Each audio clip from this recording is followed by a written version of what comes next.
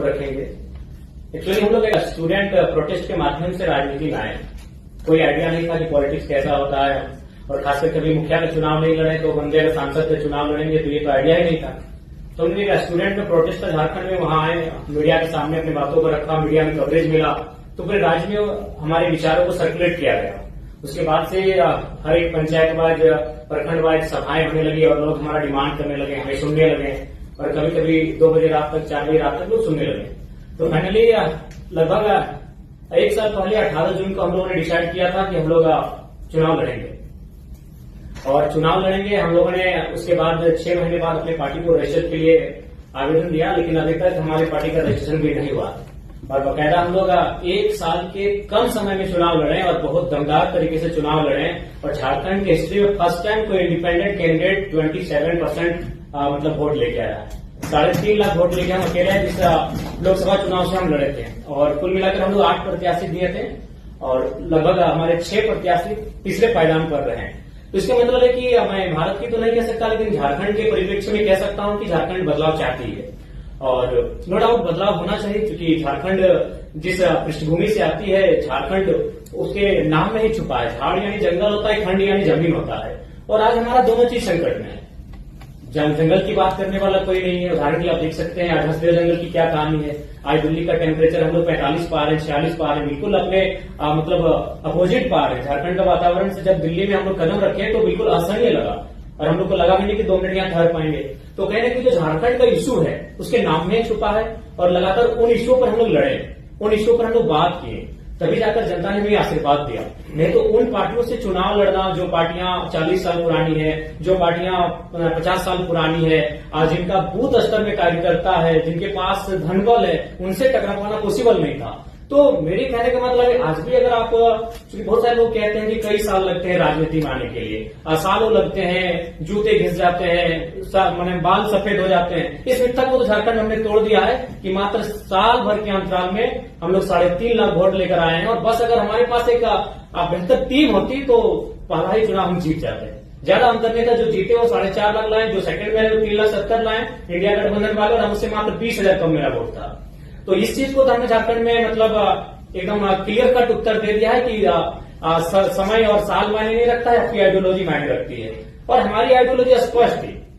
हमने स्पष्ट कहा था चुनाव में कि आप जितने भी लीडर्स हैं, क्योंकि सबसे महत्वपूर्ण जो चीज आती है वो इकोनॉमी की आती है। आज हम यहाँ बैठे हैं, चाहे जिनका जो भी डिपार्टमेंट है, हम लोग कोई साधु संत सन्यासी है नहीं, पीर फकीर है नहीं, हम एक सामाजिक जीवन को जीने वाले हैं, गृहस्थ जीवन को जीने वाले लोग हैं। यानी हमारा सबसे जो महत्वपूर्ण विषय होगा इकोनॉमी होगा, हमारी संपत्ति होगी। तो मैंने वही जनता से कहा कि जिन नेताओं को आप चुनकर भेजते हैं, आप उनके संपत्ति के बारे में पता करें।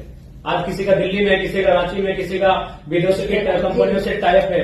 एक आपकी बात बढ़ाए भी है, इतना यूथ भी है, तो उसके बारे में आपको क्या लगता है? मेरी भी आशा है कि आप जैसे और लोग चुनाव जीते। हमें जरूरत है, इस बार सिर्फ 7 इंडिपेंडेंट कैंडिडेट हैं, हमें चाहिए कि एक स्ट्रांग डेमोक्रेसी के लिए और आए, क्योंकि आप मुद्दे उठा रहे हैं जो रेलेवेंट मुद्दे हैं।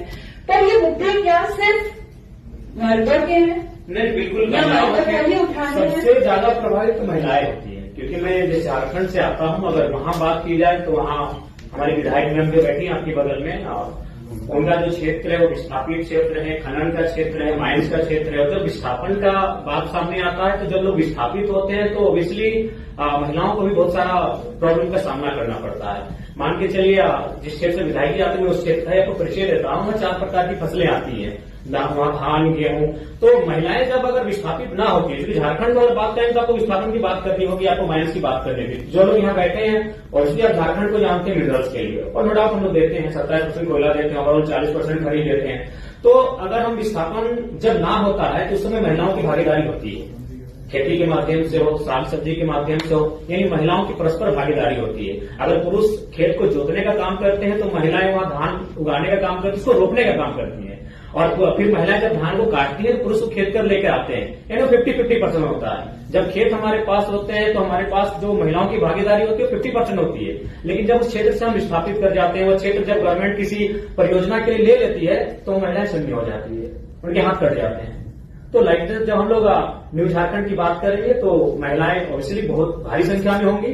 और इस चुनाव में हमारे पास जो मेरा वोट बैंक रहा 3.5 लाख, उसमें अगर रेशियो भी देखा जाए तो 60% यूथ थे, बाकी 40% महिलाएं थी।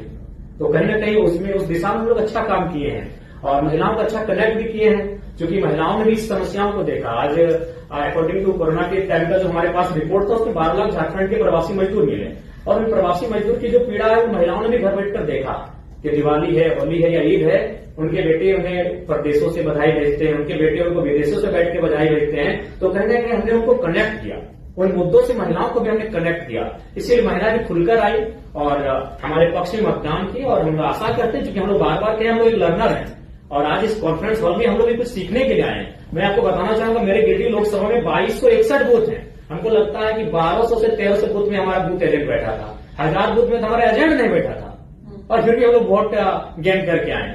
तो हम लोग ऑब्वियसली लर्नर पीरियड में है और चीजों को जब हम लोग सीखेंगे और जब इस प्रकार दिल्ली में बैठकर, महाराष्ट्र में बैठकर, अन्य प्रदेशों के जाके कॉन्फ्रेंस में बैठेंगे, सेमिनारों में, संगठनों में हम लोग भाग लेंगे और उन चीजों को जब हम लोग सीख कर जाएंगे, कुछ परिपक्व होकर जाएंगे, तो हम झारखंड में निसंदेह उसका इम्प्लीमेंट करेंगे और बेहतर करेंगे। हम आशा है कि आज जो प्रबुद्ध लोगों के बीच हम बैठे हैं, जब इनसे हम कुछ सीख कर जाएंगे तो आने वाले झारखंड में विधानसभा चुनाव नवंबर में हम लोग बेहतर करेंगे। और अखबार की सुर्खियों ने भी संदेश दिया है, हम लोग बेसिक चुनाव हारे हैं, लेकिन आज 4 दिन से लगातार अखबार की सुर्खियों में यही रहा कि जयराम महतो हार के भी झारखंड के राजनीति के नायक बने।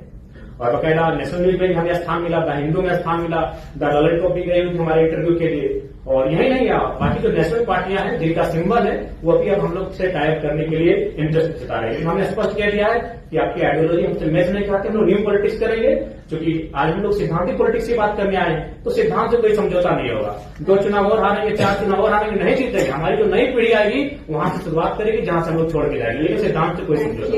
थैंक यू जयराम जी। मेरी एक रिक्वेस्ट है, झारखंड के चुनाव आपकी पार्टी में, आपके मंच में महिलाओं का, और अगर उसमें हम कोई भी मदद कर सकते हैं, मुझे पता है हर कोई मदद करना चाहेगा, क्योंकि कभी भी कुछ नया शुरू होता है तो आशा का भी जन्म होता है। So we would love to help in any way possible. With that